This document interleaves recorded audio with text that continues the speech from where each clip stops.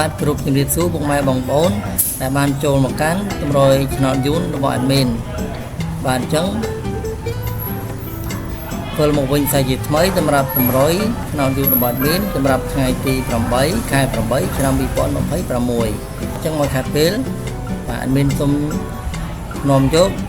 លេខពិសេសៗមកជម្រាបជូនពុកម៉ែបងប្អូនដោយតទៅបាទចំពោះលេខអស់ថ្ងៃនេះគឺ admin សូមឲ្យពុកម៉ែបងប្អូនអស់ចំនួន9បាទហើយលេខតូគឺយើងមានលេខ90គុណ92គុណ73គុណនិង43គុណបាទហើយចំពោះលេខធំវិញគឺយើងមានលេខ764គុណ373គុណនិង742គុណបាទអញ្ចឹងចំពោះតម្រុយ admin ថ្ងៃនេះគឺមានតែប៉ុណ្ណឹងបាទសូមគោរពជូនពុកម៉ែបងប្អូនទាំងអស់គ្នាសំណាងល្អហេង admin សូមជម្រាបលាបាយបាយ